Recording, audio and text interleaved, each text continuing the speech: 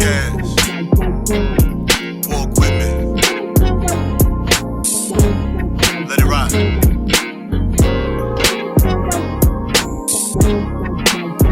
That's right.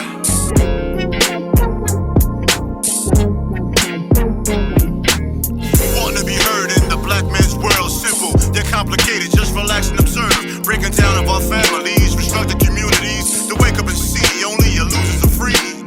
Your enemy is your memory. We at your door, black mail delivery. Your enemy is your memory.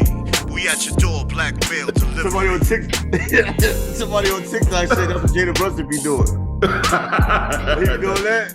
Oh yeah, that's probably what he be doing. He said one in the stink, one in the pink. I said, oh. Daddy better not tell nobody. They asked him, and he was like, I won't talk about it. That's funny. That's ill though. One in the stink, one in the pink. That's a celebration. Yeah, that is ill. He said, I'm fucking y'all up. Pause. That's crazy, son. Oh shit! That little nigga probably talk mad shit off camera. We don't even know it. Oh yeah, all of him. Like he's so calm. He's so poised. He probably be like, "Fuck y'all." Right, as he should. All right, man. I like what he said when they asked him about being up 3-1 though. What he said? Because I don't listen to them niggas press conference. Nah, he said we ain't done yet. We ain't accomplished nothing. He was like, so I don't know what you're talking about. That's real. I mean, that's a fact. Yeah. Don't be gassing me up to say no goofy shit for y'all to quote it and got me looking bad. Everybody's stealing that shit from Kobe when he said that shit. Come on, man. You sound like a Kobe fan. Ain't nobody stealing that. You know I'm not a Kobe fan. I see your boy LeBron caught on though.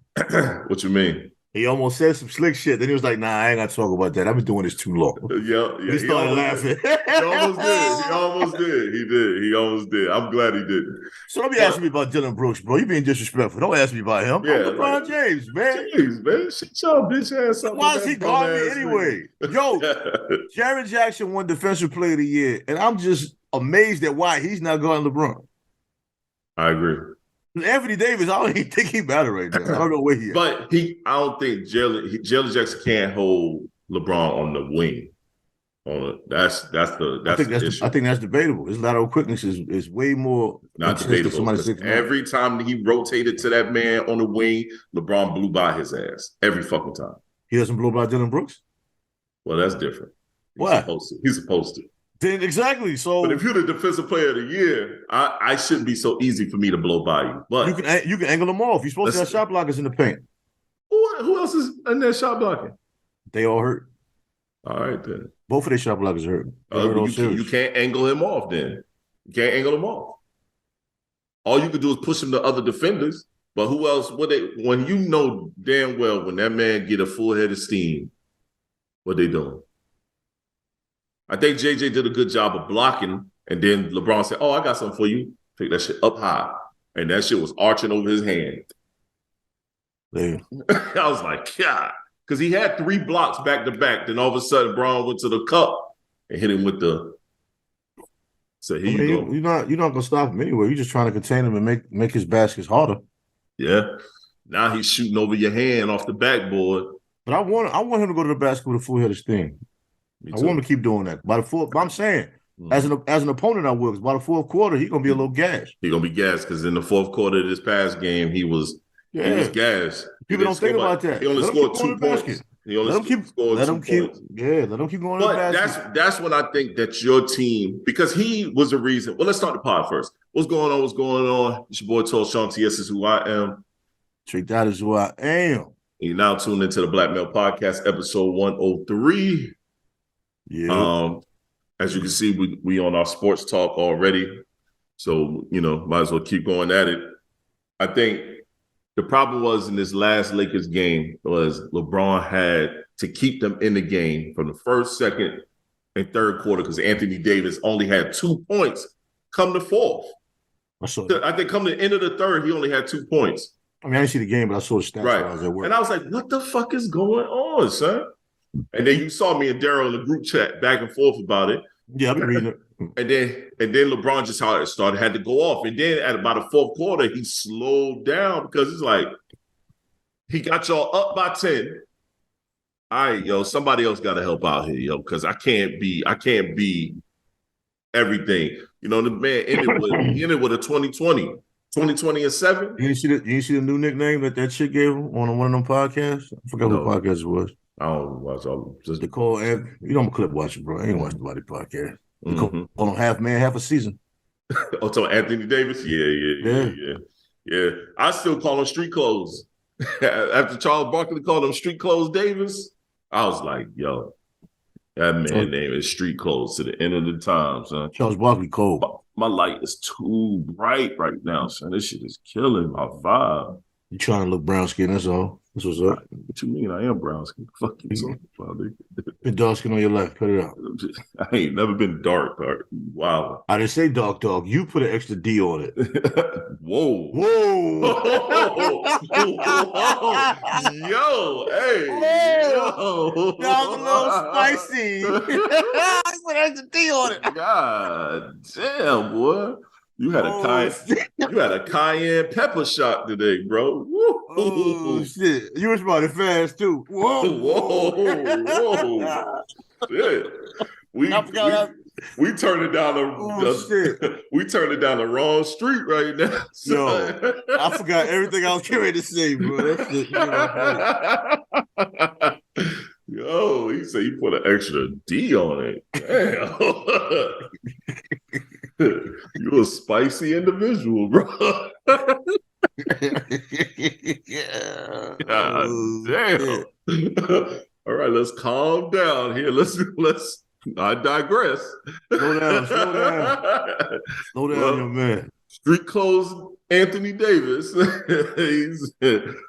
he's yo. Every time he fall and he grabs something, I'll be like, yo, this man is done for life, son. But JJ Redick did make a point, even though as fans, we don't want to hear it. Mm-hmm. You know what I'm saying? All the work these guys go through that they put in with their body, man, a lot of these guys are just beat up. They just don't really have it. You know what I'm saying? As fans, we don't want to hear that shit. Yo, I love what JJ said when it came to Kawhi. And I can agree with what he's saying and still say, fuck that shit. That's what I'm saying. As fans, we don't care. Shit, I think he articulated that position better than anyone else has up to this point. Yeah. But what he has to understand is Stephen A is a fan. Right. He's not trying to act like he's an ex-player. And then let's look at the breakdown. Yo, we jumping around, but Kawhi hasn't played a half a season. I'm not even talking a full season. He hasn't played a half a season since he left the Spurs. And he's been gone for years now. He hasn't even played a half a season. He didn't get 82. It's an 82 game season, bro. 82 games. And he hasn't even played 40 games, 41 and a half. But teams was signing him, like when the Toronto signed him, they wasn't tripping. Right. Nope. They got a chip though. Right. And when the Clippers signed him, But that's because they was kissing his ass. You know, Toronto was kissing his ass trying to get him to stay. I don't know what Toronto thought that he was going to stay. He wanted to go to LA, but he didn't want to go to Lakers with LeBron.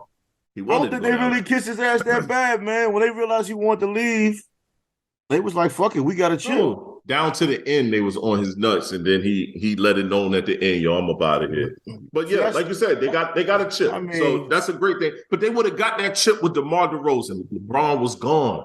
LeBron was gone. They would have got that chip with DeRozan. They would have got a chip with DeRozan, bro. They would have got. I can't agree. They made it to the finals. They made it to the Eastern Conference Finals. I just can't believe. I just can't believe you made a definitive statement. I'm making a definitive statement, bro. Definitive. They made it to the Eastern Conference Finals 3 years in a row with the Rose. They couldn't make it past because of who? It's only one person they kept losing to. Even Kawhi wasn't going to beat him with that team. It's not going to happen, bro. If that's what you feel, bro. There's nothing you're going to say made me agree with DeMar DeRozan winning a chip anywhere, bro. He's a great player, man. I love his game. You can love his game all day. Doesn't mean he's going to get a chip. He would have won the chip. They would have won. Not with that team. I don't see it. It was the same team. The only person was different was one person. And Kawhi's a way greater player than DeMar DeRozan is. Still doesn't mean nothing. Nothing. Yes, it does. To my point, you said it's the same team. Kawhi is a greater player than DeMar DeRozan. So you can have the same team. You add a greater player to it. It's a different angle. Where he's a greater player than DeMar DeRozan. Defensively, for they both play defense well. DeMar DeRozan does not play the defense that Kawhi plays when he's on the floor. You can't even say that. DeMar DeRozan has never been an all-defensive player ever in his life. Yes, I can say that. He plays great. He plays great face-up D, and he plays good face-up D, great off-ball D. You're saying good. Kawhi plays great defense, period. He just doesn't play that much, so now you forgot. Kawhi's always been one of the best defenders in the league, man. He just don't play no more because he's always hurt. When the last time he won a Defensive Player Award? Because he only plays 40 minutes and 40 games a year. You got to play at least 55 games. We ain't going to agree on this because he hasn't played good defense in a long time. You can't win a defensive award without playing less than like 50, 55 games. You said yourself he never plays more than 40, so he can't win an award. He's not eligible. But he wasn't doing that great of a defensive job when he was with Toronto. He wasn't stopping nobody. Who was he stopping? I mean, if that's what you feel, he's always been a great defender. Toronto, he had a different role. They just got him there to win a championship. They didn't need him for that. You make excuses for things to fit your narrative. And I'm sorry, it's not going to work. It's not going to work this time. I'm supporting my narrative. You're supporting yours. How are those considered excuses? Those are excuses. That's not excuses. You asked me to support my narrative. That's where I'm coming from. I get you. That's not an excuse. I get you. That's an excuse. You play 40 games. I'm using your fact. You brought that to the table. You did. Now, if you want to tell me, you did use my. If you want to tell me, no, listen. If you want to tell me DeMar DeRozan is more durable and he's more available, I can't say nothing. Right. True. Kawhi I have nothing for you there. Because Kawhi. If you're gonna tell me he's more dependable, hey, bro, I just move on. I ain't got nothing for that. Last time I saw Kawhi play, he had 38 points. He looked just fine. They said after the game he couldn't hardly walk. Yeah, I personally think he's done. Kawhi is not faking. I'm telling you. I don't think he's faking either.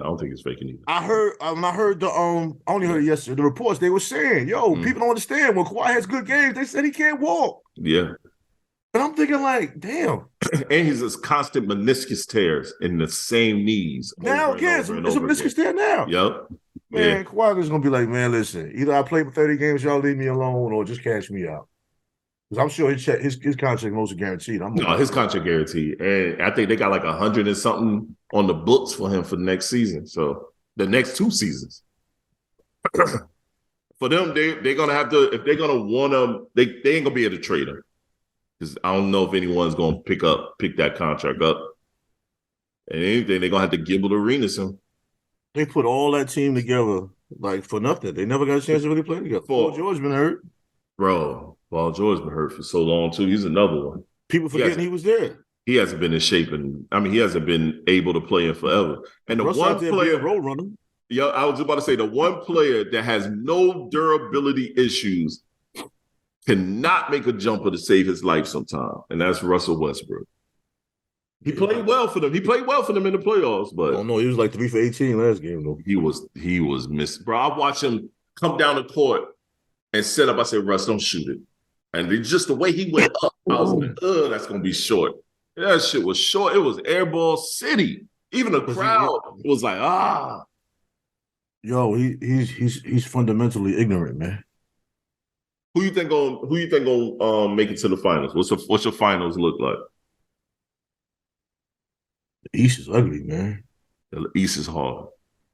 To be honest with you, bro, Miami is up 3-1 currently as we record this podcast. Miami is up 3-1 on what's in Greek freaking. It's over.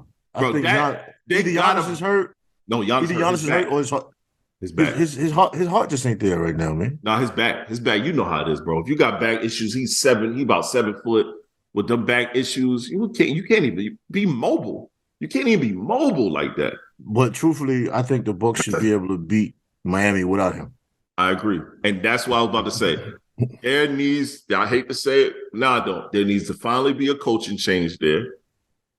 And some of them players. See, here you go to my theory. I told you, they got to blame somebody, either the superstar or the coach. They're not going to blame Giannis. So the coach got to go. You just said it. I've always said that. He got to X and O it, though. He got to X and when your star is out, I'm not knocking you. But I've always said either it's going to be the superstar or it's going to be the coach. It's one or the other, whether it's fair or not. He's been there, but he's been there for a minute. He's been there for a minute, and this seems to always show up with his They've been moderately successful consistently. And after a while, you get comfortable with that moderate success. Yeah. Hey, bro, you took us as far as you can take us, man. Yeah. Go somewhere else. That's definitely where they at right now. Because the Bucs should have really ran through the East easily this year. Yeah. On paper. I agree. Brook Lopez is playing defense. He hits 3-pointers. Yeah. You got Bobby Portis killing off the bench. Yeah. Drew Holiday is one of the best defensive guards out there. You still got Middleton. Yep. You know what I'm saying? You got Rocky Balboa coming out. Now look what you're saying. All of those things all outline a coaching issue. I mean, it's debatable. Well, coach, what is it name? Budenhauser? Bro, when you got to live with your superstar, is it an issue? Listen, no, is it an issue when you get outcoached by Eric Spoelstra? I think you get outcoached. Period is an issue. You should be down. So. You should be down 3-1. You should be down 3-1. I like Spoelstra. I like. That's a different argument if you're talking about 3-1. But I was just saying, just being outcoached by Spoelstra. That's not really outcoach a game is different being outcoached a series. You make sense once in a while. What you mean? That was a dope statement right there. Don't bluff. God damn, I can't even agree with you, man. No, it's just funny how you said that shit. Right? Because you still threw a little underline, little jab in that liver. That liver punch make you kneel down, boy. Ooh. As we could see, as we could tell. I mean, shit might as well change up. You know what I mean? We got boxing. Javante Davis versus Ryan. What's his name? Ryan Garcia. They saying allegedly he had a problem on that side from sparring. Somebody tore his body up. And Davis knew about it. Blocked? You wasn't blocking that. The way that punch came, he wasn't blocking that. That's what I'm saying. He if you know you got issue, there's no way. Don't throw that haymaker that you always throw that everybody know you're gonna throw. He did it. He did it 3 times in a row. No, what I'm saying, not defending him, but devil's advocate. Right. If you do get that part hurt, you feel good until you get hit there again. That's true. You probably felt good. His son hit him, and he was like, "Oh, wait a minute." Because think about it, bro. He telegraphed that. If you watch the replay over, you can see where Javante he threw it, he ducked it. He tested him again. Dude threw it again. He ducked it. On the 3rd time, he was smiling. When he stuck his fist out there. He stuck his fist out there and watched him. He's smiling, and dude threw it again. He knew he was going to throw it. And he weaved that shit in. And he got hit. He got hit, too. But I want to take the fight somewhere. And then he laughed at him. Then he laughed at when he hit him. He knew that shit hurt him because he just smiled at him once again because he knew that was an injured spot, too. He knew that was an spot. And you lost weight to fight him. Like, I mean, you needed that payday though. I ain't mad at you. Get paid, but right. I want Tank to have some good fights, man. These ain't it. You don't think that was a good fight? Nah. It was entertaining, but that ain't the fight I want to see. Who the fight you want to see? Yo, you got Spence. You got all these dudes that can be moving around. Back in the days, dudes was fighting each other. Spence need to fight somebody. It's somebody else Spence needs to fight before. There's several. I'm not saying these happen next. You just asked me a name. I just threw a random name out. There's a lot of niggas. Are they even in the same weight class? No, they're not. But people lose weight and gain weight all the time, B. That's the game. Back in the days, that was no problem. Niggas fought. Niggas was warriors. Now niggas is protecting their numbers. And I ain't mad at it. Yo, I get what you're saying. I'm going to finish the people within my weight class before I go fight somebody outside of my weight class. Garcia wasn't in his weight class? That's because Garcia wrote a check that his ass couldn't cash. Garcia was the one that wrote that, who kept that talking. He cashed that check. He did. He cashed it. And got his ass hurt in the meantime. Hey, if I'm going to go down, I'll go down like that with my face saved. That joker pissing blood, boy. My nigga doodled on himself. Shit. I know when he went back in that locker room, that motherfucker was in the corner crying, son. That's fine. When nobody else in there. Yeah, because everybody, his old squad left him. That's some shady shit, bro. And Oscar De La Hoya punk ass he's something else, bro. But I also say this, Mayweather kept telling him, all right, you want to leave me? Cool, you can leave me, even though he's still signed under him at the moment. You go over there to Bob Herron, that same De La Hoya shit is what you're going to be dealing with. I mean, he tried something, bro. It happens. Yeah? I've never seen nothing happen like that quickly, though. Never. What you mean? Everybody just disappeared at the end of the fight? Like His whole squad, bro. His whole team. No, I remember when I was young playing ball in New York, man, my dudes came through. They were coaching us for the games. Like tournaments, you ain't got no real coach. Right. They came and coached the little squad I played on. It wasn't my real squad. It was a squad from my neighborhood and shit. Yo, we was getting our ass whooped, man. I look over the bench, everybody going, son. We ain't had no coaches. Wow. They just left y'all. Yo, they left us there getting whooped, man. They went back to the block, man. I'm like, y'all trash, son. Y'all supposed to be mentors. You're right. They like, y'all ass. We out here. They said, man, we ain't watching that shit. Like, damn. I ain't gonna lie. I remember when our coach gave up on us. We was in high school, bro, playing. We had a whole game, son. You're supposed to be setting an example, man. Our coach we was playing against this team, and this team was cracking us. They were cracking our ass. And pause. I did a pause. Clear my throat, man. What are you talking about? I'm talking about me. I said cracking our ass. Oh, I missed it. Yeah. Ooh. Ooh. I should have repeated. What is wrong with you today? I missed it. I heard it, but I kind of missed it. But and our coach said, since y'all not listening to us, since you're not listening to me, y'all coach this game. Like he literally left the huddle, sat on the other end of the bench, and we coached the game. The fucked up thing is we lost, but we lost by 1. We was down by fucking 30 damn near. What are you going to say to me next practice? Oh, bro, he had a hard time I told you to listen. I told you to listen to me. Son, you asked me. Bro, he had a hard dog. He made us run bleachers and everything. And as we running bleachers, we talking shit. Yeah, but we only lost by 1 and you gave up on us. We wouldn't have gave up on you. We're running the bleachers. I wish I had some bleachers now, though. That should be hard. Bro, I wouldn't mind doing that neither. I wouldn't mind. That'd be a good workout. I think about it. Bleachers. I used to run steps, but I want to find some stadium steps. Bro, bleachers used to be crazy, son. Yeah, because I can't do no straight running on flatland. Nah, me neither, bro. The way my knees set up. It's just boring. It is boring. You got me running up a hill, sprints. I'm good. Yeah. Nah, I'm with you there. I know. And we'll switch. We'll go back to sports because there's a couple other things I want to touch on. But I will say this. God bless you. I'll say this, bro. Since I've been really heavy on back on my workout and taking my shit, I have another just motivation for things now. My knees and the knee with the steel plate in it. Yo, it hasn't felt this good. It haven't felt this good in a long time. So. Really? Yeah, it haven't felt this good in years. When I mean years, why is that? I don't know what it is, bro. I guess no idea. Because of the squats that I'm fucking finally doing. Really? Shut up, man. You feel better, right? Yeah, I feel better, man. Man, yo, wow. It's amazing, man. I swear. I hate you, yo. Yo, I learned so much on this podcast sometimes, bro. I swear. I hate you, son. I hate you. You're one of those guys. Hey, it don't matter how you get there, as long as you get there. I'm just saying, man, because I'm doing the kettlebell squats, and you know how many people at work argue with me about that point you just made? Why? Because they don't believe it. That shit. I look at all of these people with problems with their feet. I mean, feet you can't do much. I'm talking about problems with their knees, their lower back. I'm like, yo, your body is just out of shape and it can't carry the load. Yeah. As you strengthen your body parts, a lot of those pains will go away unless there's some kind of condition. That's different. Right. Then I got people that don't train legs at all. And I don't understand. Like, what is your theory behind that? Yeah, that's weird. So you're skinny with a big ass belly, and you're wondering why, you know what I'm saying, your knees hurt, your lower back hurts. Right. Body fat is heavy, man. No, it is. That's another thing. My back doesn't hurt anymore neither, man. Wow. Shit's been on point.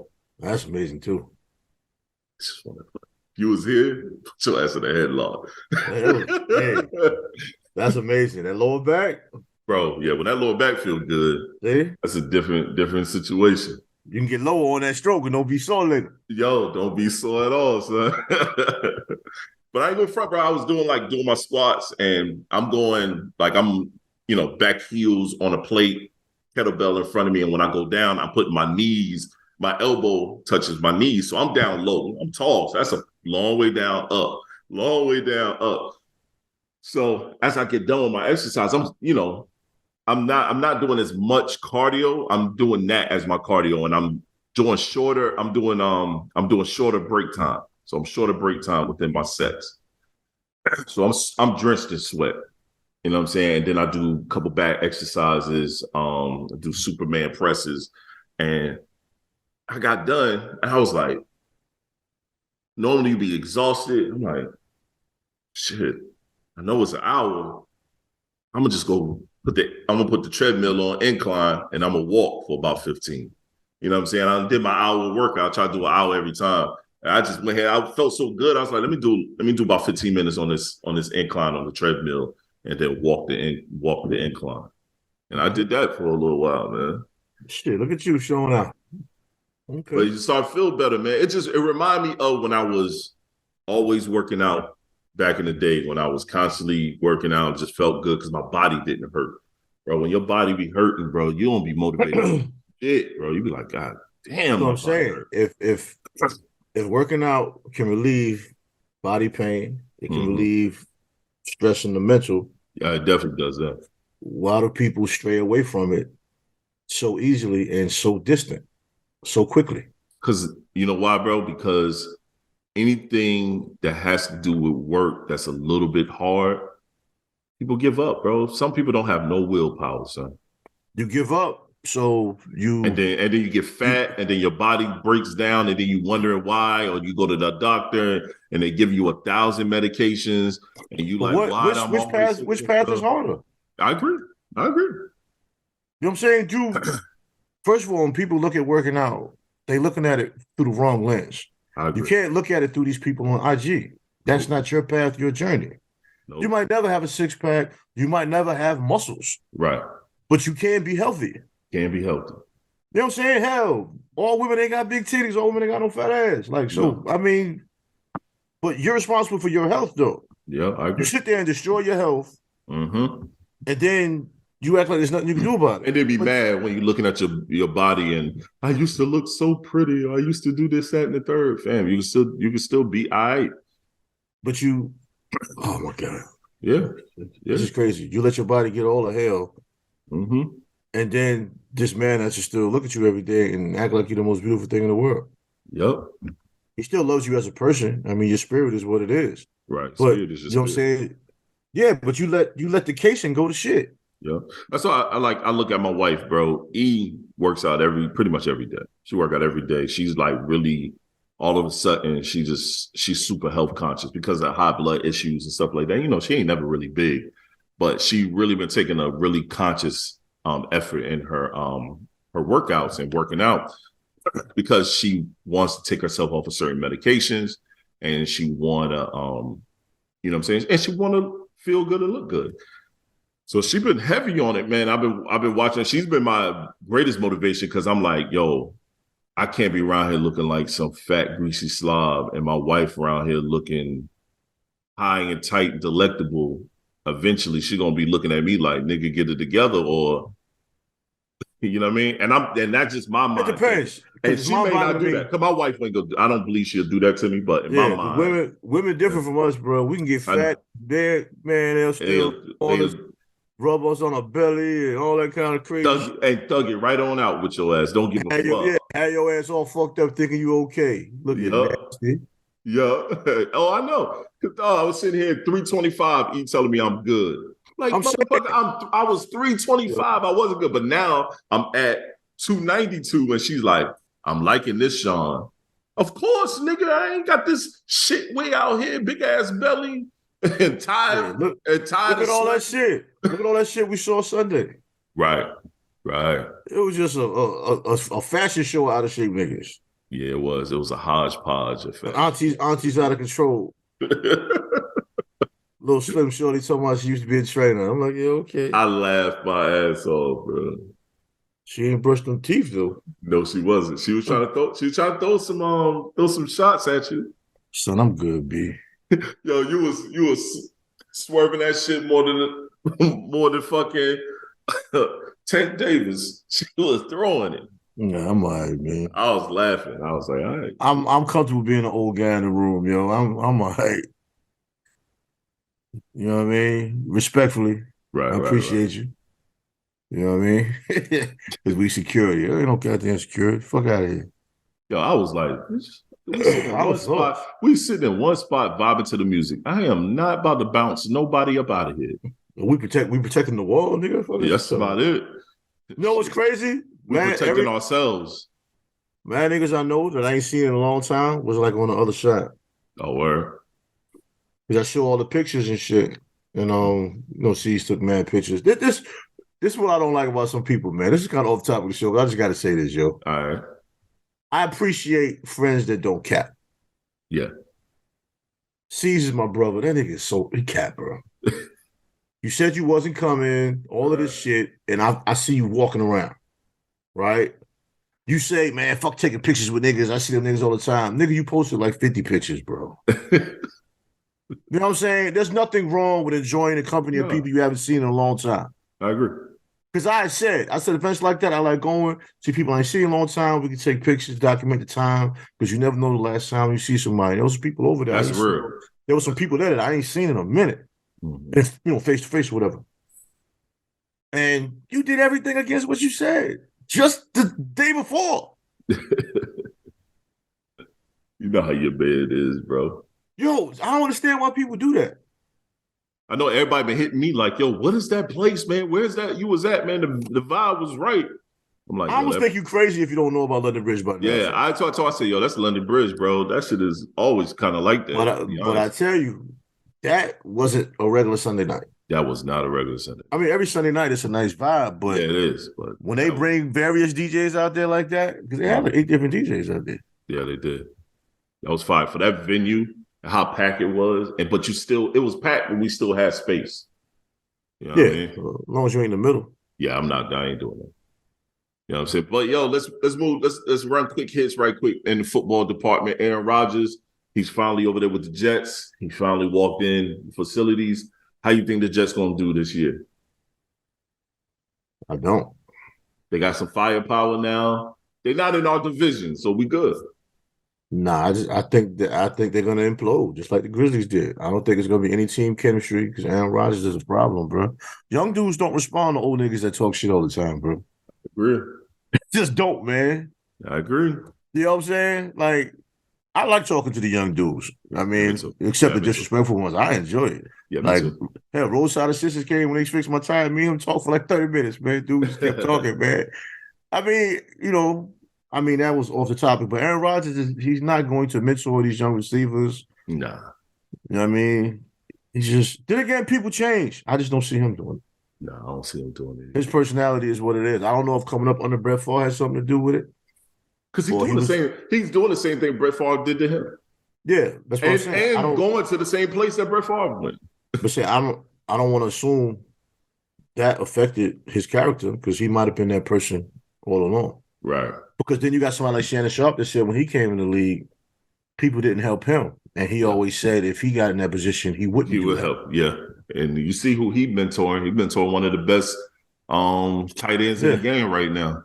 Yeah, like for myself in the workplace, I've never had older black people be instrumental in any kind of way. So, so thank you. If I'm around a younger dude, younger man, younger woman, I don't have a problem talking to him, dropping a jewel or two. Always worked in the office full of women, bro. I've always worked in environments full of women. Or if it's not all black women, it's all white women. Have you found them receptive? Would you speak to them on things, or they were combative, or half and half? The combative, bro. I ain't never really. I've always worked around combative women, yo. Me too. It's only one woman that I've ever worked with that always gave me jewels and was just the sweetest woman. And I didn't think she was gonna be that way when I first started working with her. When I used to work in an accounting office, I was working in accounts payable, and I was I had my accounts in Miami. And, when it was time to pay or I needed to do collections and hit them up, that's what I would do. And they were businesses. Yo, she was the sweetest woman. She passed away a few years ago, man. She might have been the sweetest older white woman. I thought she was a racist, bro. I ain't gonna even front. I have avoided talking to her, but we had to work close together. And then all of a sudden, man, we was eating lunch together. I would come to her house, hang out with her and her husband. Like, she was the sweetest, coolest woman I ever met. And to a point where when I left Florida, she found me on Facebook, and we were friends on Facebook up until she passed away. I went all the way to Florida to go to her funeral. Outside of that, there's no place I've worked with where there's a bunch of women and it was not an issue, down to a point where women busy fighting each other. Especially when I worked at the city of Raleigh. Oh, my God. Oh, yeah. But playing devil's advocate, a lot of times we look at certain people on the cover. Yeah, we do. Assume what kind of person you are. Like, my main mentor was a white dude.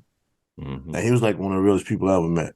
You know what I'm saying? I met him not knowing who he was. Right. And we ended up becoming cool because he asked me a question about work and I gave him a straight up answer. I thought he was just visiting. I didn't know he was going to be plant manager, then VP, and promote me like that. But anyway, we judge books by the cover. Like, sometimes we look at white people, sometimes they just appear to be racist by their mannerisms. I agree. But sometimes they look at us, especially being that we're larger in stature than most people, as if we're intimidating figures. Yeah, I agree. And like one of my best friends at work, man, she's older lady. Or not intelligent.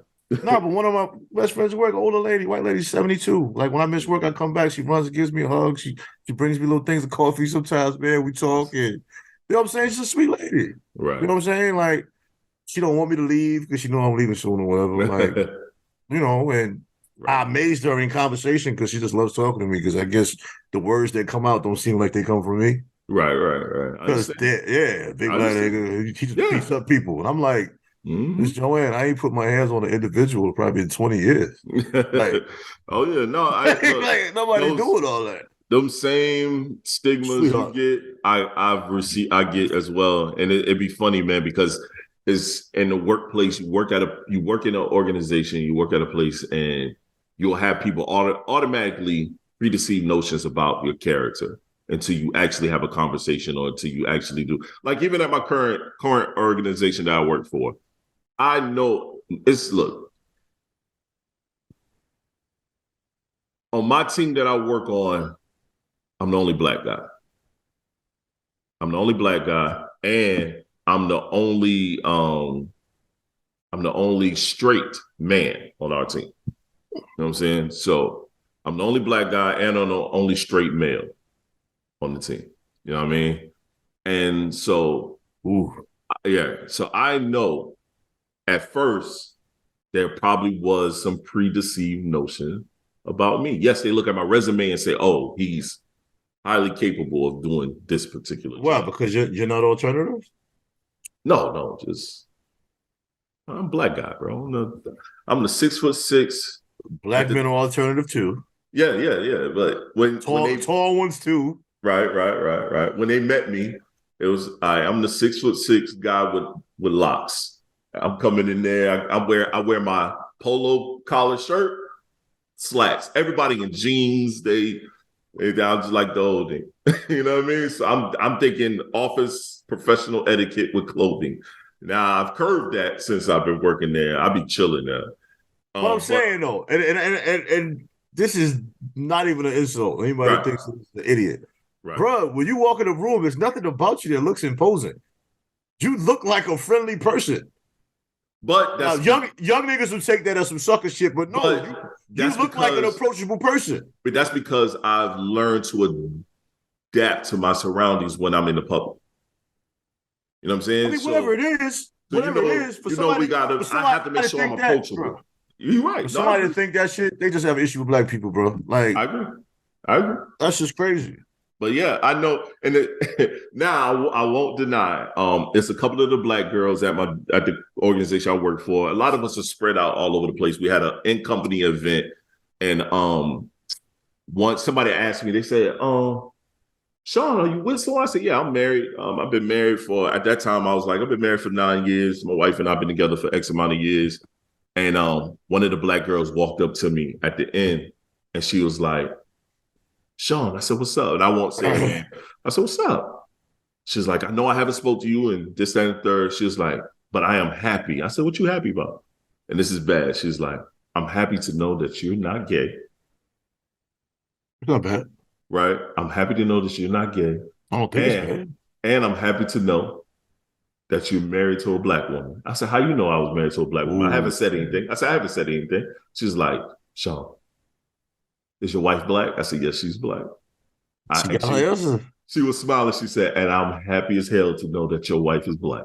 And that's it. And we've been the best of buddies ever since that one conversation, that one time. So if your wife was white, y'all couldn't be friends? She probably wouldn't talk to me like that. Really? I think a lot of black women are tired of that shit, bro. I mean, I don't look at it like I used to. I don't look at it as me too. I don't look at it like I used to either. That's like, I don't care, nigga, man. I can't tell you to fall in love with, bro. You love who you love. You know what I'm saying? In some of these situations, them European women are treating these guys amazing. Right. But I think others, also, the ones that we know about, right. I can't say that that's the majority because I don't know. Because there are some. I got a cousin that married a white woman, man. He's happy as hell. Like, right. I think the problem is with black men when we do date outside our race, we a lot of us go on a tirade to say it's better over here than it is over there. No, I don't agree. I don't like that. You know what I'm saying? And I think that's stupid. That aspect of it is to me is the worst. Like we shouldn't have to down one side because we over on another side. Like the black dude that's now dating Bill Gates's daughter. The guy that's with Bill Gates's daughter. He puts a post on social media with Bill Gates' daughter on his back. Oh, y'all mad? I'm tired of you darkies. I had to come over to the other side. Why was that necessary? You know what I'm saying?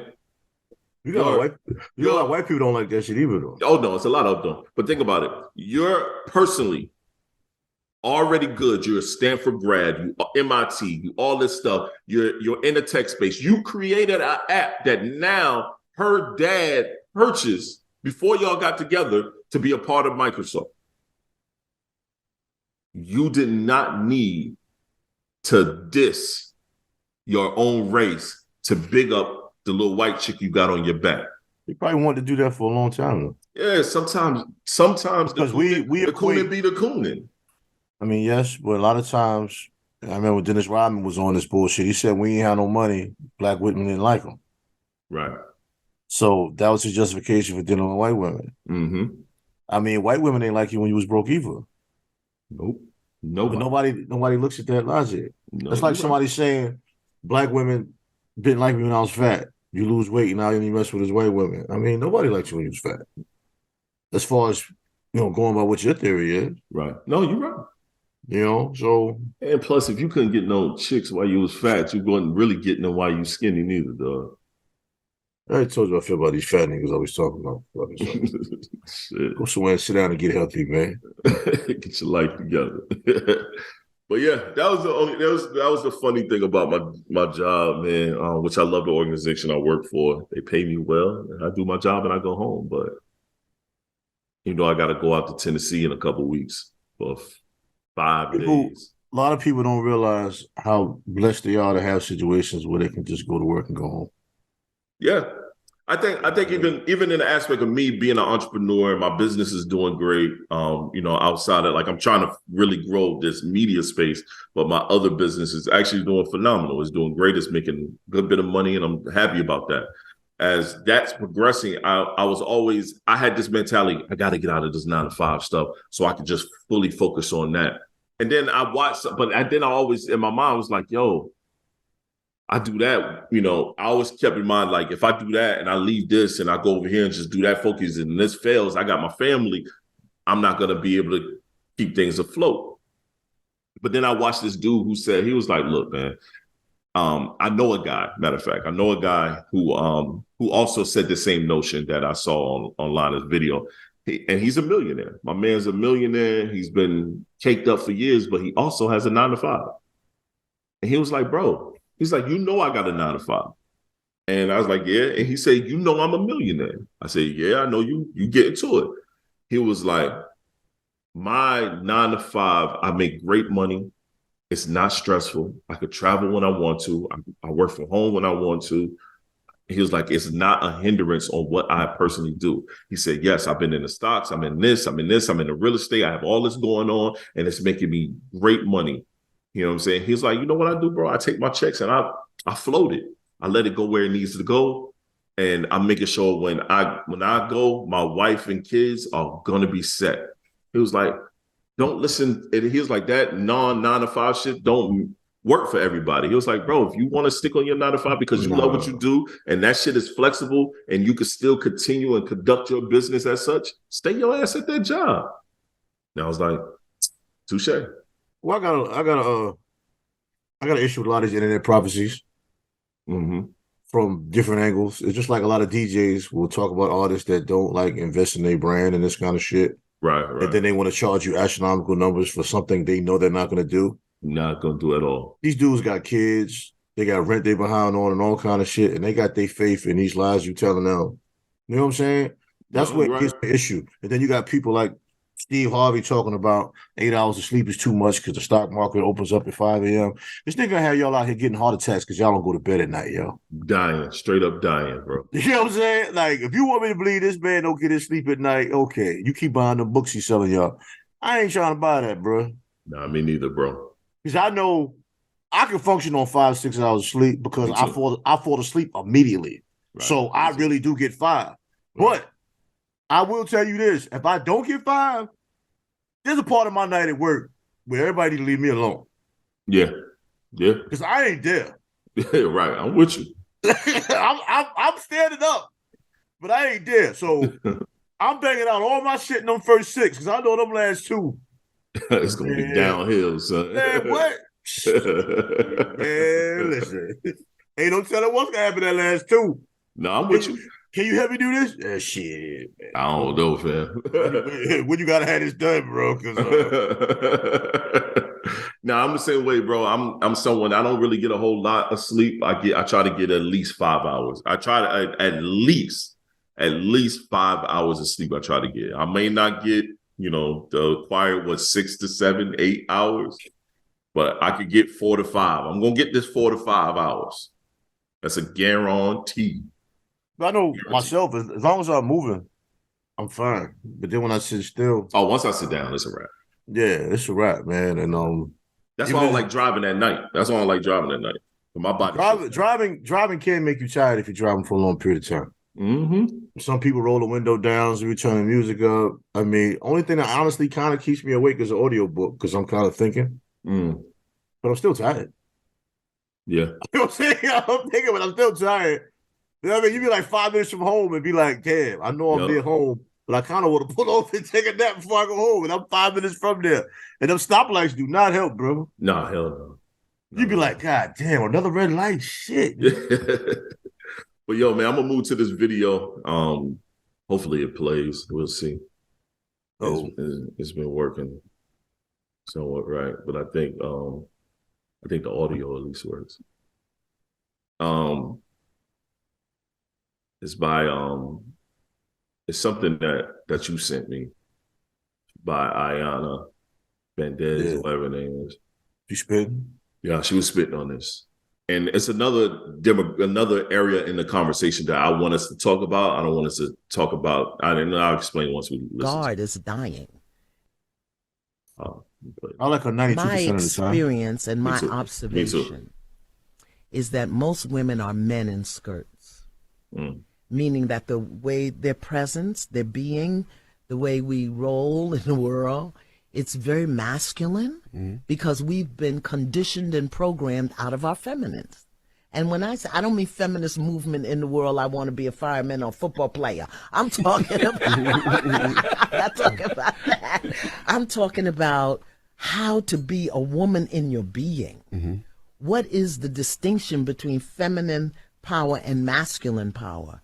And we've been conditioned and trained to be men in skirts. We do everything like men. We compete like men. I said this on the R Spot a few weeks ago. I said, most women want their boyfriend to act like their girlfriends.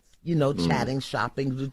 But when the man comes home, what they meet is another dude. You know how women are up. It's just so. Why do you think that happened? And why do you think it's such a problem? It's a problem, first of all, because the feminine presence is missing on this planet. That's why we got so much hoopla and conflammation going on with the weather, with the politics, because see, the old male guard is dying. That's the part I want to talk about. That's for me, that's the piece that was super important in this discussion, because I don't want to highlight on women, and I don't want to focus on the female aspect of them being masculine and stuff like that. I want us to focus in on being that we're men, the male aspect of it. Being a masculine man is dead. They've killed it. They've made it so where is something that's frowned upon, is something that's disgusting for you to be a masculine man. They put all type of labels and things on it, toxic masculinity. Everything is shaming. Yep, everything is in a shaming process when you speak on men. And then what's highlighted is the non-masculine men, the men that, that does everything in a feminine way. You know what I'm saying? And I'm not talking about gay men. I'm not talking about gay men. I'm not talking about the LGBTQ plus community. I'm talking about just a heterosexual man that conducts himself, who, down to the clutch bags and fucking purses and stuff all the time. Like, these guys are truly purchasing purses. You know what I'm saying? I wear a man bag. You know what I'm saying? But that shit is literally across my chest like a book bag. I saw a dude the other day literally with the same purse I purchased for my wife. The same fucking Chanel bag that I purchased for my wife, this dude had around his, like a messenger bag. Same purse. You know what I mean? And I look at how men are, how how it's being said that men don't even like women. They just want to be around their homeboys all the time. Like, I mean, I don't like that. Like, but that's truly what's going on. It's a lot of these young boys out here. Yeah, but to use not that, like women. They love them. They like what they can do for them, but they don't like. It's a difference between like and love. There's a difference. Am I right or wrong? Is there a difference between like and love? I agree with you in theory, but the way you communicate it, no, I don't. Okay. These men look at women as just like they're a piece of pussy. These women look at us like we'll come up. This is how it is. Right.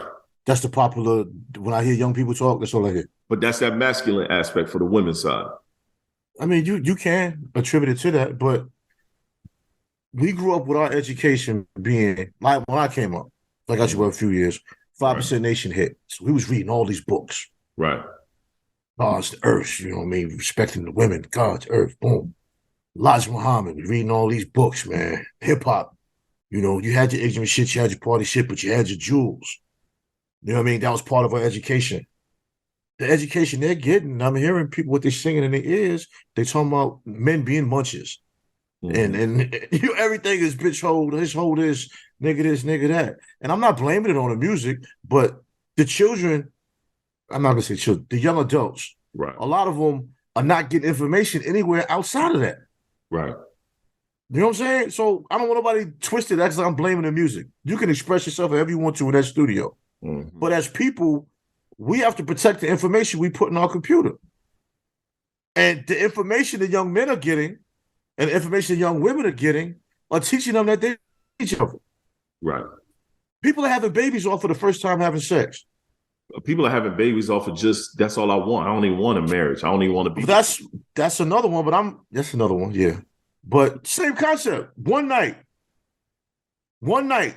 we had a child together. Now for 18 years, I got to give you money every month.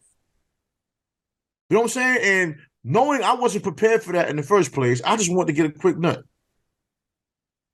You just being reckless. You didn't care if you got pregnant or not. Right. Just like now you didn't care to put on a condom. And you're not even raising the child. Your mother's raising the child. So the child's being raised by grandma. Right. And probably my mother too, because I wasn't ready for a child. Mm-hmm. And I see it all the time. It's like there was a time when young women had babies to where it's their mothers now. They have their fun or whatever, their mothers now. That's why I always applaud women that can be mothers and still maintain a social life. Right. It can be done. That balance can be done. Young men as well. Not leaving young men out. Young men that have children and can be a young man and still be a father. It's your responsibility. You take it. But out here with these single mothers, they just can't wait to go to the club. They can't wait to get drunk. They can't wait to Saturday to get drunk. Not knocking drinking.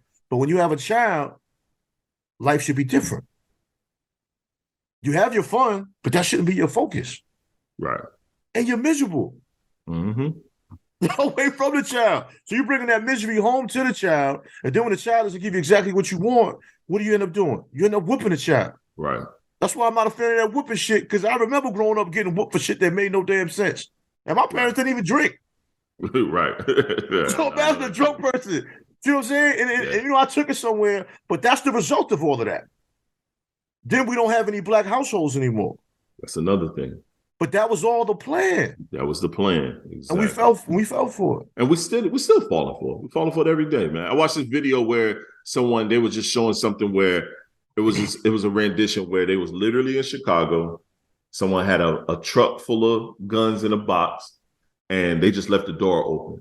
And all the little black kids running and grabbing the guns. And it's really truly based on something that they say really happened in Chicago. So they're saying the government just literally goes in impoverished communities, put guns, population control, kill each other off. It's no different from the Black Panthers when they brought the drugs in. Yep. You know it's gonna work. Yeah. You know it's gonna work. Yeah. Because when that's it's funny, Reaganomics, but Ronald Reagan trying to stop the crack epidemic by giving people all the time, and he was the leading crack distributor. I mean, it makes sense. You know what I mean? The Bush family had a big thing going on in Florida. Yeah. It all makes sense. It all makes sense. Definitely does. Because if I keep locking these niggas up, I can stay in office. I know whoever gets locked up for selling my product can be replaced. Right. I just know me as a man raising young men. My whole goal is to teach and train masculine energy, positive masculine energy. You got to keep that information in that computer, man. Always. I hope for you to enjoy the days when your sons can get my son age, when you can really talk about real shit. Can't wait. And when they can fail at things, when they can make wrong decisions and can tell you about those decisions and why they're wrong. And then you can see they're listening without them knowing. No, and you know what, bro? Yeah, I've seen instances like even my youngest. So I'm teaching him on a lower scale, and I'm putting into him. Keep building him up, because he has a focusing issue. Yo, he came running home one week, whole week, no issues at school, positive, everything is on point. He come running home on Friday. Friday they can play their video game, because I don't believe in video games throughout the week. Can't be on your video games, and I've cut out YouTube during the week. Okay, so no video games and no YouTube. Friday, Saturday, Sunday, have at it. Do what you do. That's fair. That's fair. Friday he come home from school, he puts his bag up, washes his hands. He come to give me a hug, let me know, ask if he can have a snack. And he said, Dad, I said, what's up? Can I have a snack? I said, yes, you can have a snack. You know you can. He was like, and this week I had a great week. I said, yeah, you had a great week. He said, you know why I had a great week? I said, why you had a great week, bro? He said, because we meditate, and then I repeat what you tell me every single day when I leave the house. I got to focus. I got to be responsible for my actions and stay out of trouble.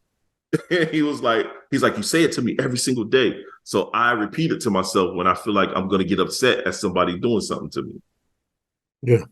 And I was and I'm looking at him, I'm like, good job, bro. You know what I mean? But it messed me up. If that works for him, you got to keep going. Keep it going, yo. So I do it every day. If I'm taking him to school, I give him some words of affirmation. If my wife takes him to school, I sit literally on the porch as he's getting in the car, and he waits for my words. He literally, before he jumps in, he waits for me to finish my words, and I'll do the think. Yeah. Don't use this all the time. You know, and I'm giving him, don't use your heart all the time. Think with your mind. This, that, and the third. And he'd be like, okay, and jump in the car. So I just try to keep things going, man, because I know it's hard for them. It's so much information. They get so much information that's coming in so many different places. And yeah, that's the problem. And it's hard for them, yo. It's hard. Well, if it's hard for them, it's going to be harder for the parent if they don't address the situation. That's a fact. You know, if you sit there and you let these devices raise your child, this is why I'm not a fan of whippings. You know, I hear people all the time about tearing up somebody's tail and beat that kid ass, whatever. It's like you don't train these kids, then you whoop them for being untrained. You know what I'm saying? And then you lie to yourself about training. And we done had this talk on the show so many times. You lie to yourself. I'm not a fan of whoopings either. I can't say I've never done it. No, I'm not a fan. I'm not a fan of parents saying, I taught you better. None of that. I'm not a fan of none of that.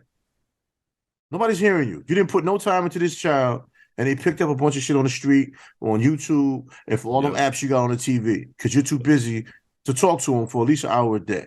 Mm-hmm. Whether you're working 2 jobs or you're working 1 job and you juggling boyfriends, girlfriends, or whatever. Yeah. Or just let them talk. Let them talk. Have a moment. Just let them vent. I let them talk, bro. More so than that, just let them know they have value. Yep. If you don't let them know they have value, they're going to find value in something else. Mm-hmm. And that's going to exponentially tear them down. And their children, they don't realize when they're being tore down. They don't realize when their spirit is being demolished. You know what I'm saying? They don't realize that. They don't realize when they're becoming a cold individual. They don't realize when they're turning into a reckless individual. They don't realize repercussions. I agree. You know what I'm saying? They don't realize none of that. They don't realize the price to pay for your actions. They don't realize none of that. And they shouldn't have to be in situations to even understand that yet. Nah, because they're not ready for that. They're not in a position to they're not ready for none of that. Just like these kids ain't ready to start having sex at 12, 13 years old. You know what I'm saying? Mentally, they can't handle all that. Hell, some people can't handle it at 16. Why you bullshit? Nah, they can't. Shit, some motherfuckers can't handle it at our age. Shit. I had a conversation with the roadside dude. He was telling me, I told him, I said, look, I said, too many of y'all use sex for medicinal properties, man, and y'all out here killing each other and killing yourselves over that medicine. Yep. Because y'all gotta have it to survive. Y'all ain't connected to nothing. You're not even connected to your own spirit. Oh. You just want to feel high. Whether it's the drug, whether it's the woman, it's all a drug. I agree. You know what I'm saying? Because he told me he had a problem with being jealous. And I was like, jealous of what? You don't own none of these women. Yeah. That woman let you take her out to dinner one time and had sex with you. Now you act like you own her. You gonna tell her where to go, what to dress, what to wear, who to talk to? Yo, you don't own nothing? That shit is weird to me. That shit is weird. What are you jealous of, bro? I'm like, yo, you 28 years old. You know what I mean? I don't know if you had a kid or not, but you're admitting to me you have a jealousy problem. That's so you're telling me you know you're wrong. Right. You're telling me you know you're wrong and you wilding. That's weird, bro. I've never had a crazy jealousy problem. Have I ever gotten my feelings? Yes. Yeah, we all got our feelings before. Have I ever acted upon it? No. No. You know what I'm saying? I just got to be real mad. Yeah, then just let it go. You know what I'm saying? Like, I don't own nothing. Bro, and I say that all the time, bro. I don't own these women. We don't own nothing on these women, bro. Nothing.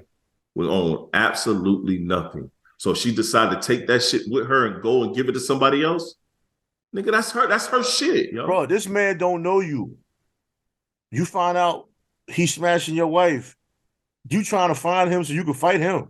Nah, no. He don't even know you exist, bro. Right. So you gonna fight him so he don't hit your wife no more? No. That's really your solution.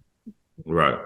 Somebody, please think about what this is, because somebody listening to this podcast, even if it's just one of y'all, is doing it right now.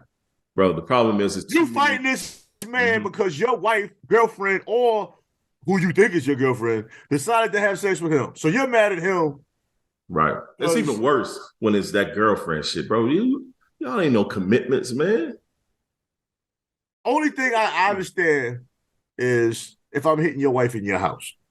Yeah, I'm not with that shit. Because I know she don't live there by herself, bro. I can act like I don't know about you, but well, you see me. You know what that? You see me on the wall. I tell my wife all the time. If you cheat on me, cool. It is what it is. Life happens. Don't do that shit in my house, though. You can't do it in the house, bro. Because I'm gonna keep it 100. If I walk in on it, I'm fighting both of y'all. Both of y'all gonna get these hands. Not just one. Everybody. That's a life or death situation. There's gonna be an equal opportunity ass whooping that I'm gonna be applying pressure on. Ain't nobody fighting no more. That's an easy chance to get shot. And I'm walking in with my pistol anyway. We saw that video where the dude got shot. He chasing people to the hotel. I'm not going to no hotel. You wouldn't fucking my queen in the hotel, bro. That's why I never understood the show Cheaters. Even though I was a fan of watching it, I was entertained. Oh, it was hilarious. But they asked the guy, "Do you want to see the footage?" Yes, I want to see it. No. Nah, I just want to see a quick glimpse of it. So I know that evidence. No. When you see it, they play the whole tape. Ain't no. It's up to me to walk away. What? It's up to me to walk away. You signed papers. You signed papers, bro. Hey, bro. You gonna watch this work. But see, they don't have video of them actually piping them down. Yeah, they do. It's just video of them showing up the places, places. It's not true. That's edited for TV. I had a DVD with the unedited version, bro. They film everything. Stop lying, son. That shit, son. I wish I would have kept it. It was classic. They probably can't get away with selling that shit no more. Yo, they had a dude. His wife was an artist or some kind of artist or whatever, and he thought she was messing around with the dude in the studio. Mm-hmm. She was messing with the girl and the guy in the studio. Yeah, they had a threesome on camera and everything. They just black out the faces. Yo, they had real footage. One dude saw his wife giving top in the living room when he went to work while she washing clothes. I have watched one episode where they was in the car, and then you could see her head go down, and she was out the car. Unedited is wild, son. You be like, y'all wild for showing somebody that. Yeah, nah. What you saying? I get why you saying that. Yeah, I don't want to see my queen. I don't want to see my queen. I don't want to see my queen getting you be sitting there like, man, she ain't never teeth on me. What the fuck? He giving my queen getting boom bop, bro. Giving her face paint. Man, ain't no worse. You see your queen getting boop bop, nigga. Oh no, nah. I'm with you. Nah, it's worse. Somebody pull out the horse joint. Pause. You'd be like, I don't even want to go up in this thing no more. I can't. This is unforgivable. I am so ashamed. This is unforgivable. Yo, I got this video I'm gonna play real quick, man, and it's a little disturbing in my book. It's a little disturbing. America's disturbing. That's a fact. America is disturbing. But it's an underlying conversation with this. I'm still alive. I'm still alive. I'll stop it there, but read the caption. This woman in this video was killed by her boyfriend in the back of her after making this TikTok video. She acknowledges that he's crazy. Dude killed her. And then you go into here. Oh. You go into here, Columbia. Boyfriend then proceeded to kill himself. Yep. Domestic shooting, remembered by her. See? Yeah, you gotta send me that joint. All right, I'll send it to you. But yeah. Now, and if you read down more on the topic in the conversation, they, of course, what was the motive? That same shit you were just talking about. Jealousy. They in the DR with each other. What? Jealousy and and insecurity. What if she's with you? What are you jealous about? You on vacation? When she was talking to the waiter? Bro, you 6 days in DR. She said surviving her crazy boyfriend. He probably got mad at that caption. Like, they have a track record, and they, of course, people went to her Twitter. So he been whipping her ass for a while. Yeah, they have a track record of toxic. But think about this, bro, and I've seen this way too many times, where it's highlighted that it ain't love unless it's toxic, or I gotta be, the loving is so good. No, I had a woman tell me that before. She said, she said, not to cut you off, like I said before, I forget. Mm-hmm. She said verbatim, how are we going to get to know each other if we don't fight? See? She thought arguing was how you get to know each other. I knew a chick personally who dude would beat her ass, but she said she don't know if she could find a better dick than his, so she deals with it. Personally told me that shit. She was feeling like she was confiding in me, and I told her to her face, I said, that's the dumbest shit I ever heard. I've heard it before, though. Me too. I heard it before. After that, I've heard it quite a few times. I've heard men say that. The girl, the sex is so crazy. Now, I dealt with my ex-wife for mad long, and I knew her was fucking stupid, but the sex was so fucking phenomenal. It was like it kept me sitting there, being young and dumb. You was 12. Being young and dumb. Yeah, but you was 12. These niggas in their 40s still doing that shit, bro. No.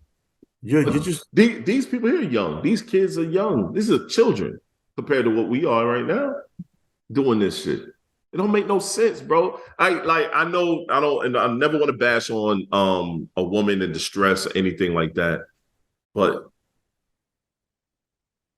you can't tell me there's not a time in the day that your ass can't leave. That this person got you on lockdown this much. But a lot of people they're kind of attracted. Right. I'll say this. They're attracted to that drama somewhat. Not getting beat on, but they kind of like a man that's overprotective. Because I've had someone tell me that I don't care. Because I'm not a big arguing person.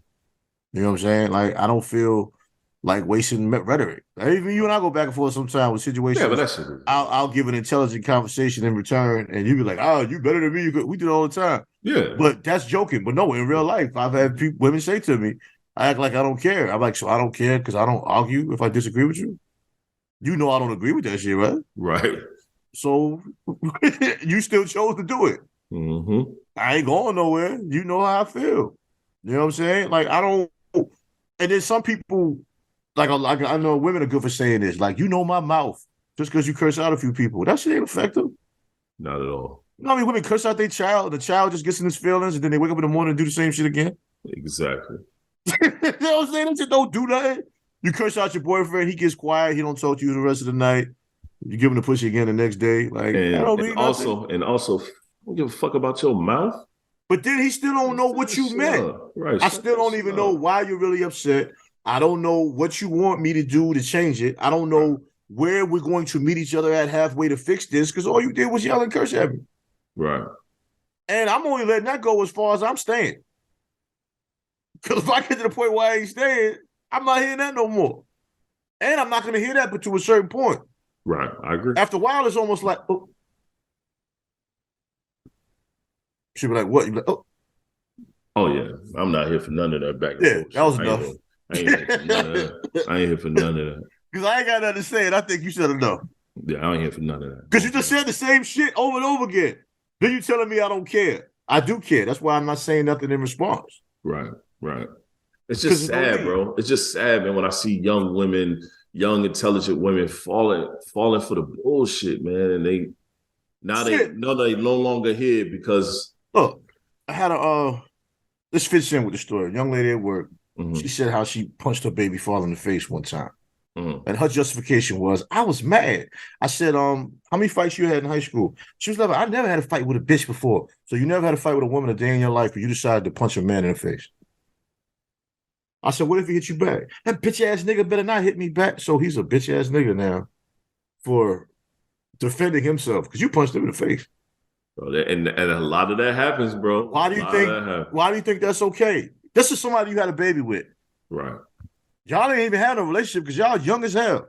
Right. You just gave him some ass, unprotected, and you let him shoot the club up, and this is what happened. Right. And you punched him in the face because you was mad.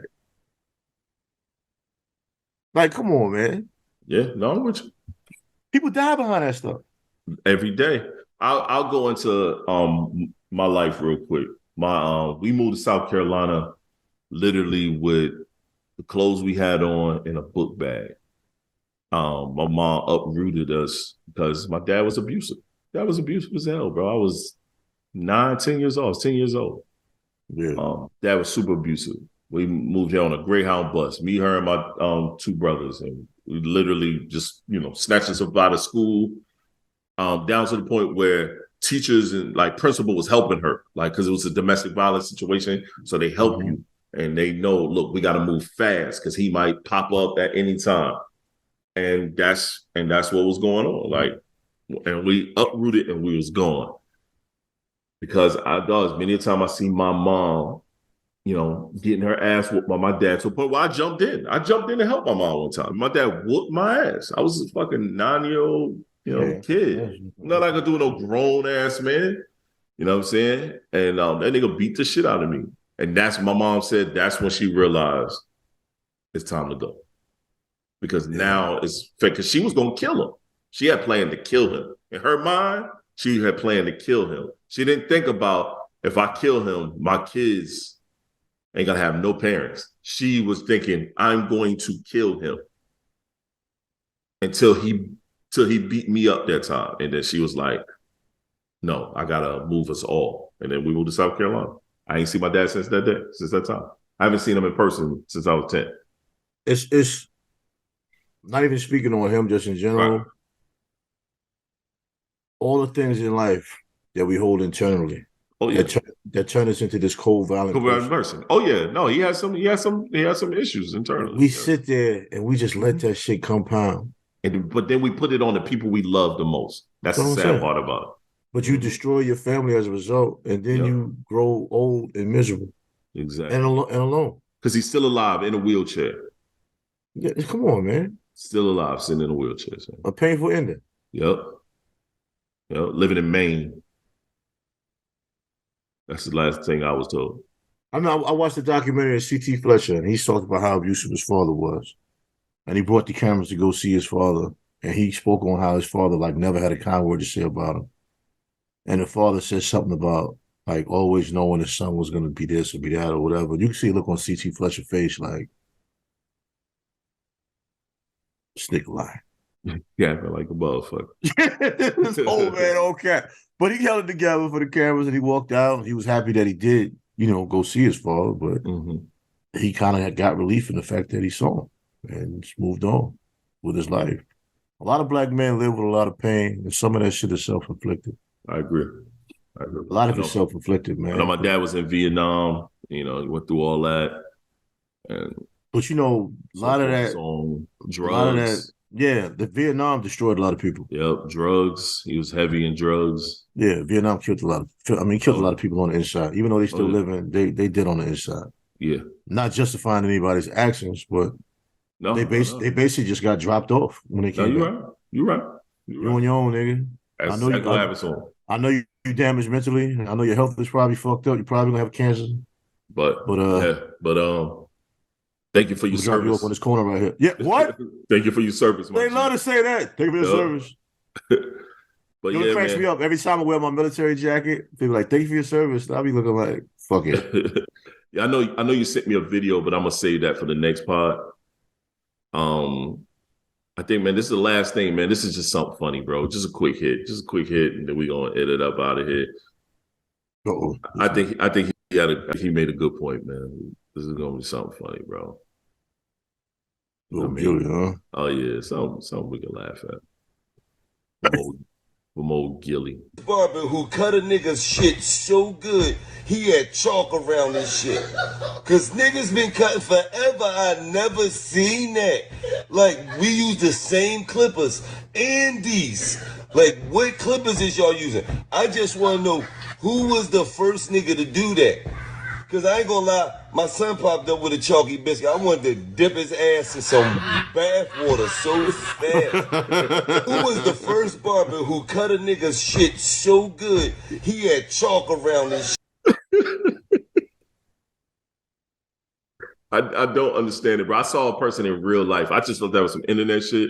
And then I saw a kid in real life with the chalk all the way outlined around his shit. You're not supposed to leave the barbershop with that there. Somebody in the comments said it's dead skin from the razor. I'm like, no. No, it's not. That's not. They write it in short. I mean, that's a lot of barbers. They're supposed to use that to help with your lineup. But that was, from what I was always told, that was when you was new to barbering. You would use that to help with the shape up. So that's why you use the line in chalk No, a lot of people just use it as a guy. Like a lot of people, it's a guy. A lot of people that's into beard care, they do it on the line just to make sure it's even or whatever. Mm-hmm. I mean, my man ST used to use it. You know what I'm saying? I mean, but I never walked out of there with a fucking chalk line on my head. But I see people with it. Yo, I don't understand a lot of fads that happen, and we don't usually question it. We don't. He questions something that your man is in the back dying because he probably been thinking about it forever. Right. A lot of cats probably that, man. And then Gilly Ball, too. So it's like, yo, I'm not even doing that. When he said a chalky biscuit, I was like, yo, he's wild for that one. It was hilarious, man. Yo, man. Outside of the Black Male Podcast, the best show on TV, best show online right now is Cam and Mace. Oh, I thought you were gonna say something else. I was gonna say Cam and Mace got me. Cam and Mace got the best show on TV. You know, I don't even watch whole episodes. I'm gonna start listening to that shit when I drive to work. Bro, I listened to my very first full episode. And they just hilarious. I cracked up laughing the whole, and it's a sports show. So they talk about sports. That shit is the way they talk about sports is how you and I talk about sports. They way worse, bro. Takes be all over the place. We're gonna argue, and then we're gonna say some old wild shit, and then niggas is laughing. It's literally that, though. Like those niggas is all over the place, bro. Just like us, bro. We be all over the place with this shit, dog. Now sometimes we be on point, but we be all over the place. And I listened to them, and I was like, yo, they cracked me up, yo. Because who would have thought that Cam and Mace, at this tenure in their life, both of them damn near 50, if not 50 already, would get along in this manner. You know, they was beefing for a decade. It wasn't really beef, though. Nah. When Cam kind of came out and said his part, I understood it, but I respected the fact that as a man, he admitted to it.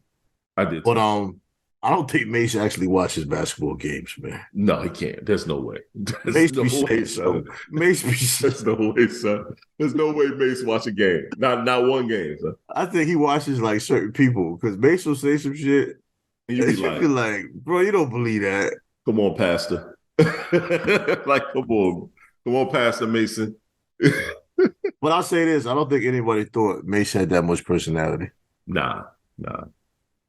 I mean, I like the show for that. Him and Cam, I think it's dope. Everybody, I guess when you look at the videos from back in the day with Mace, how he used to like to bend around, like how he used to dance and stuff. So you would think, but that's Diddy's personality. No, that's Diddy's personality. That is Diddy's personality. He's fitting in with Diddy now. He's being his own man, and it's bugged out. It's like, yo, Mace is actually all right. Like, Now I see why they was cool with that niggas. Back in the days, you be like, how y'all cool with these niggas? He sound like he's slow. Right. He just talks, the way he talks. He just got a laid back flow. Yep. And their chemistry is dope. From Florida, man, from Jackson. And you can tell, you can tell it's genuine love there. No, you I'll put that way. No, you can't. Yeah. No, you can tell they friends. They're really friends. Yeah, I like when one of them says some goofy shit. You can't be like, "Are we doing that today?" Yo, let me know. Let me know. Is we doing that today? Let me know. Yo, he be killing me with that. I be laughing, son. I like the girl. I like the girl in the middle. It's like a nice little touch. It's like a true sports show. I mean, actually, it is. It's a spoof for one, but it's actually dope. Yeah, I could see them taking it to probably Barstool or something like that. Not Complex, but maybe Barstool. I don't like them Barstool niggas. I don't like Barstool at all, neither. So. Gilly had him out. I mean, they still get checks from him, but he had him out. They shouldn't get mad at it. They should be able to speak their piece. It wasn't personal. You deserve to get aired out. Yeah, Dave, Purton Boy or some shit? He's a lame, but he's been a lame. Well, I just hate the fact that everybody attacked the girl injuries from. Mm-hmm. And I'm not a fan of seeing her. I've seen on my timeline a couple little blog sites with her dealing with sports. They got her in the bathroom gyrating and shit like that. I don't want to see that shit. You only want to see that because she's young. And you're like, yo, that's like your daughter. It don't look like nothing appealing to watch. I mean, whatever the reason is, I don't want to see her grinding her booty. Right. Go hoop. Get some endorsements. Yo, I'm upset that being a kid has to do with you shaking your ass on the internet. I know, but we in that era. I know what you meant, but yo, son, I'm not feeling that, bro. When I said it, I felt like shit saying it. I felt like shit saying it. Man, I don't like that, bro. I felt like shit saying it. I don't like that. And she getting them endorsements. Her NIL deal, she making more than fucking most college players. Yeah, so when she going to the WNBA, she was like, I ain't thinking about that. I ain't in no rush for that. I'm making $1 million a year in college. Yep. Her and her homegirl. WNBA ain't gonna pay me no bread. Yeah, her and her homegirl said that shit. You know her father, Camouflage's daughter, right? I just found that out, watching the thing, yo. And I interviewed Camouflage back in the days. When I saw a video, she was like, yeah, the Cut Friends record. Camouflage. That Cut Friends record was fire. Yeah, I interviewed him back then. Because I remember that song being played. I remember in South Carolina, they Camouflage came to perform that record. Because I got to smoke with Camouflage because I opened up for him. So I was the local opening act. And then it was then it was Camouflage, and then it was somebody bigger than Camouflage at the time. So it was like me, local opening act, but I had a fan base. So I had more than damn 3 people there. I had a fan base. And then it was Camouflage and then the major opening act. And me and Camouflage got to smoke together and politic. I know he was like, yo, we should do a record together. I just never pursued it. Never pursued it. He was super dope. Yeah. He knew the people that was over my label too. Like, he was super. I think that's a dope story, man. I like the LSU team though. They hoop. Nah, me too. And they deep. I don't watch a lot of college basketball with women, but I don't remember a women's team being that deep. Outside, they got people coming off the bench. I don't even count UConn because UConn is like. Yeah, fucking X-Men or some shit. But you remember the old school Tennessee when Pat Summitt was alive, and them Tennessee teams used to be crazy. Yeah, I was a kid. Gina Auriemma and I definitely wasn't watching women basketball back then. I did. That's when I watched it. I watched it heavy with Gina Auriemma and Pat Summitt. The girls were like little boys back then. I wanted to play for. No, that was just a couple of years ago. That wasn't even that long ago. Pat Summitt? Yeah, she just died. I think 2 years ago. She was coaching heavy just a couple. Yeah, but she was banging when she was popping off. It was decades ago. No, I'm talking. She was really good. I think her last chip was in the mid 2000s. Mid 2000s? Yeah. No, mid. I think the mid 2000s. Last time Pat Summitt won the national championship. All right, well, don't start Googling this shit. We ain't got time for this. All right, man. So, give us the own thing. Yo, let it go. I want to say, everybody, let it go. Let go of those things that aren't good for your spirit, that's not good for your soul. We hold on to things too long. Right. Whether it's relationships, whether it's a career that got you in a hole, whether it's a job that's tearing you together, whatever it is that ain't good to your spirit, let it go. Start putting good things into your body. Go get some sunlight. Go exercise. Go take a walk. Start eating some fruit. Start eating your vegetables. Get that neck bone out your collard greens. I ain't had that in a long time. You know what I mean? Just some of y'all won't even walk to the mailbox. Y'all drive the car up to the mailbox. You know what I mean? Go out there, get some sun, get some walk. You're gonna feel better. My man even said he's working out now. His knees feel a little better. It does. Back ain't hurting. Your mind is clear. You ain't blacking out, cursing out people because he emotional. You know what I'm saying? Shut your ass. Get out there, man. Yo, let it go. Let it go. I agree.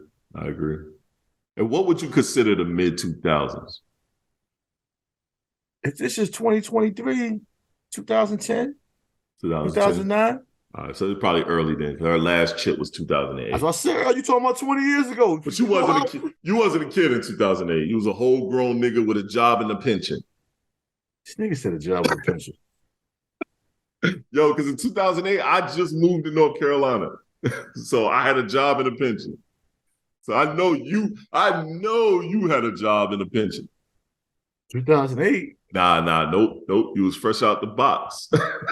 Too hot in the cot. That money might have been different 2008, bro. But I get what you're saying. In theory, you talking some good shit. Yo, once again, man, I ain't fuck with this, man. This is a Black Male Podcast. CS is who I am. Tre-Dot is who I am. Turn in to watch the Knicks. Yeah, I was about to say, man, we're going to see if the Knicks can pull it out today. We got to hit him with the ooh. Series over. That's why your jersey's small. We Jersey ain't small.